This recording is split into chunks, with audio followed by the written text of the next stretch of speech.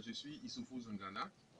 Donc, je suis producteur de champignons, formateur à la production de champignons et aussi je fais du recherche-développement. Promoteur d'une entreprise, une petite entreprise qui s'appelle Faso Champignons, entreprise effectivement ou structure effectivement qui a organisé cette présente conférence débat. Voilà. Merci à tous les amis qui nous ont fait confiance, qui ont accepté de nous accompagner en tout cas sur cette aventure. Alors, ce soir, je voudrais bien partager mes expériences avec vous par rapport à mon vécu, hein, à mon inspiration, ma motivation quant à la capacité des champignons à influencer ou à solutionner pas mal de maux.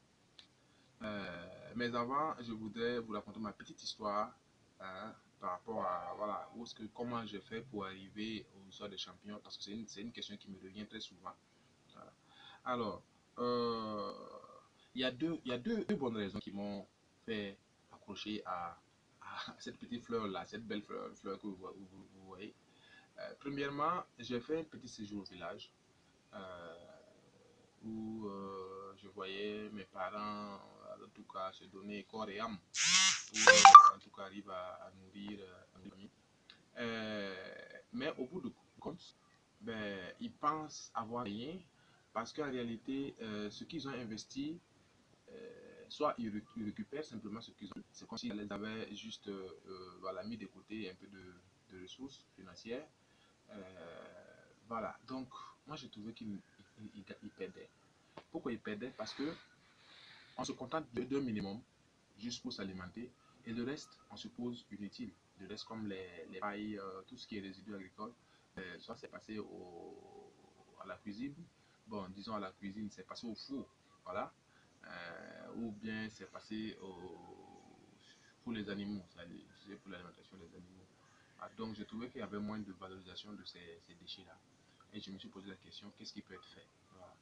Donc, et la deuxième motivation qui n'est pas la moindre, c'est mon épouse qui était malade. Voilà, parce que premièrement, elle a subi deux interventions. Elle a un ganglion, voilà. Et quand on a voulu les aider tout, la solution qu'on nous donnait, c'était carrément d'opérer, d'intervenir directement sur le ganglion là, en tout cas le gros bouton là, pour voir ce qui se passe. Et c'est voir ce qui se passe qui nous a pas plu. Si au moins c'était avec certitude, bon, il n'y a pas de problème, on pourrait quand même. Encore que c'est au cours où se regroupe donc on a dit non, c'est un peu risqué. Alors, et c'est sur internet qu'on a vu un monsieur de la Côte d'Ivoire qui souffrait d'un mal pareil et qui avait été identifié étant comme un cancer de sang. Donc, du coup, ça m'a paniqué. J'ai commencé encore à chercher. Est-ce que, parlant des vertus des champignons, est-ce que les champignons pourraient contribuer à solutionner tout ça? Et c'est dans ça que les amis, effectivement, m'ont dit oui, c'est possible. C'est possible, avec les champignons, on peut traiter pas mal de maladies, notamment les maladies liées au cancer et pas mal de choses. Et ça a poussé un peu, ça a poussé davantage ma curiosité. Voilà. Je me rappelle qu'avec avec Jérôme, j'en ai discuté largement. Il m'a même envoyé un film documentaire un jour où je partais chercher mes enfants à l'école. Et ce jour, j'ai dû traîner 3 heures de temps en route. Donc, j'étais obligé d'aller, je suis allé ce jour-là chercher mes enfants en retard. Tellement il m'a envoyé une vidéo très intéressante et très motivante. Voilà. Malheureusement, cette vidéo ne se trouve plus sur YouTube parce qu'il avait partagé ça via YouTube. Malheureusement, elle n'existe plus, sinon je vous l'aurais envoyé. Donc, voilà un peu ma motivation par rapport à mon engagement au niveau des champignons. Alors, donc en 2016, j'ai commencé mes productions où je prenais la semence, en tout cas avec les pays côtiers. Voilà, je prenais les semences avec les pays côtiers, je m'essayais, mais il faut vous dire que c'était pas simple, hein, parce que je n'avais pas de formation, je me contentais juste de la littérature et des images sur YouTube. Mais bon, la théorie et la pratique faisant d'eux, bon, il y a de quoi qu'on traîne un peu, qu'on fasse des échecs. Donc 2016, 2017, ça n'a pas marché, ben, j'étais découragé. Alors, donc, ensuite, il y a bien des amis qui ont accepté m'accompagner, qui m'assistaient, avec qui j'ai beaucoup échangé. Je parle de Alpha So, depuis le Sénégal. Je parle de Ivan Audry, avec qui j'ai beaucoup échangé. je parle de Papa Fozio, avec qui j'ai aussi échangé. Donc, j'ai continué ma production jusqu'à ce que j'ai l'opportunité d'aller me former sur financement de mon patron. Je suis allé me former et je suis revenu. J'ai continué à faire ma production. Mais je me suis dit, seul on va en avance, mais ensemble, on est plus fort. Donc je me suis dit, bon, alors au regard de l'opportunité, de la richesse qu'il y a autour des champignons, pourquoi ne pas créer un groupe de producteurs de champignons au Burkina Faso, dans la mesure où je voudrais vraiment que la chose soit vulgarisée. C'est là que j'ai créé une association de producteurs de champignons. Voilà. Donc, on a mis l'association en place.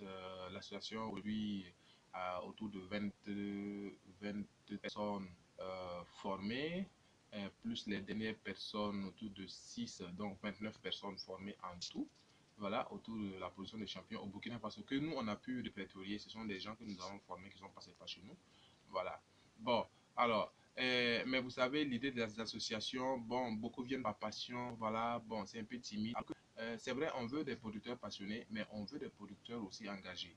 Voilà. Pourquoi? Parce que nous avons déjà informé le grand public comme quoi nous produisons des champignons. Il y a une association de champignons, donc il va falloir qu'il y ait de la production. Voilà. Donc, on s'est mis à la production.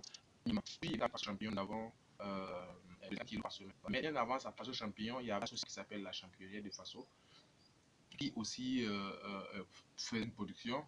Mais bon, avec les occupations, les gens sont un peu dispersés. C'est ça aussi le problème de la jeunesse, on est un peu dispersés. Donc, on continue avec Faso Champion, qui se positionne en tant que formateur, producteur et cherche développement dans le domaine des champignons.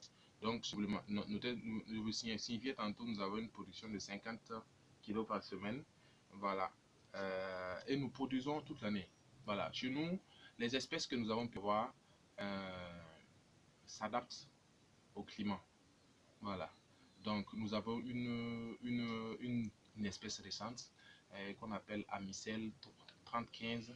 C'est celle-là. C'est celle-là. Voilà. Donc, vous voyez, qui résiste vraiment à la chaleur. Voilà. Même en avril, on peut le produire. Avril, mars, où il fait extrêmement chaud. Même à 40 degrés à l'ombre chez nous, ça peut être cultivé. Voilà. Donc, nous produisons essentiellement des pleurotes. Voilà, pour l'instant. Voilà. Et on n'arrive même pas à couvrir la demande. On n'arrive même pas à satisfaire la demande locale. Voilà, parce que les clients demandent tous les jours, ça demande. Bon, voilà, il y en a qui sont déjà programmés. Dès qu'on a, ben, on a déjà il y a un contrat, donc automatiquement, donc les deux canaux, de fois ça parce qu'il n'y a pas de production. Alors, à l'actif de Faso Champignon, nous avons été lauréats de 2 prix spéciaux, voilà, lors du Salon de la créativité et de l'innovation 2019. Donc, on a eu un prix spécial PNUD, voilà, et un prix spécial FONRID du ministère de l'enseignement secondaire et supérieur de la recherche scientifique du Burkina Faso. Voilà. Donc, ce qui nous donne aujourd'hui, en tout cas, la bonne occasion d'avoir les instituts de recherche comme partenaires. Parce que, vous voyez, position de champignons, aujourd'hui, il y a déjà eu une identification d'un bon nombre d'espèces de champignons, que ce soit comestibles ou médicinaux en local. Je me travaille déjà dessus. On travaille déjà dessus, les questions et d'itinéraires de techniculture. Il y en a qui sont déjà en production ici en local, à titre d'expérimentation. Il y en a aussi qui sont toujours en étude. Voilà. Donc, du coup, ces laboratoires pourraient nous accompagner, non seulement au développement des idées, à l'adaptation d'un certain nombre de choses, et maintenant qu'on puisse passer à la vulgarisation. Voilà. Dans le cadre de la recherche et du développement, nous avons identifié en tout cas un bon nombre de champignons comestibles. Je vais me rappeler l'un des plus grands mycologues du Burkina Faso, notamment le professeur Philippe Sankara, qui s'était déjà penché sur la question. Ensemble aussi, ils m'ont donné des pistes, voilà, des pistes de champignons potentiellement cultivables qui pourraient intéresser un peu le marché local. Voilà. Donc, et tous ces champignons ont été identifiés. Voilà, nous avons des spécimens. Nous sommes en test de production. Voilà, donc dès que ce sera prêt, normalement, c'est des choses qu'on pourra mettre à la disposition des producteurs. C'est pour ça que nous avons besoin de beaucoup plus de producteurs actifs que de producteurs passionnés. Les producteurs passionnés, oui, pour eux, ce que nous avons, c'est au lieu de non seulement de prendre des risques à faire tout le processus de stérilisation et d'attente, nous avons des kits de production que nous avons confectionnés, voilà, pour eux. Donc en ce moment, ben, il n'y a plus à se casser la tête. Il y a aussi une notice qui accompagne. Et sur la notice, il y a tous les détails possibles. Et en ce moment, ils prennent, pardon, et en ce moment, ils prennent simplement le kit de production. Et puis, voilà, on arrose, on le met dans des conditions favorables. Et puis, bon, ça pousse. Voilà. Donc, je reviens par rapport au cas de la recherche et développement. Voilà. Donc, il y a vraiment des champignons que nous sommes en train de cultiver, des champignons médicinaux, des champignons comestibles, des espaces locaux identifiés que nous sommes en train de produire. L'aspect transformation aussi nous intéresse. Mais vous savez, on ne peut pas aborder réellement la transformation sans avoir solutionné le problème de la production. Voilà. Parce que ce qui parle de transformation parle de surplus de production. Voilà. Donc, tant qu'il n'y a pas de surplus de production, c'est un peu difficile. Mais quand même, on a pris le risque pour montrer aux autorités, aux amis qui voudraient bien se lancer, à quel point il est important, en tout cas, il est opportun de s'engager dans la production de champignons.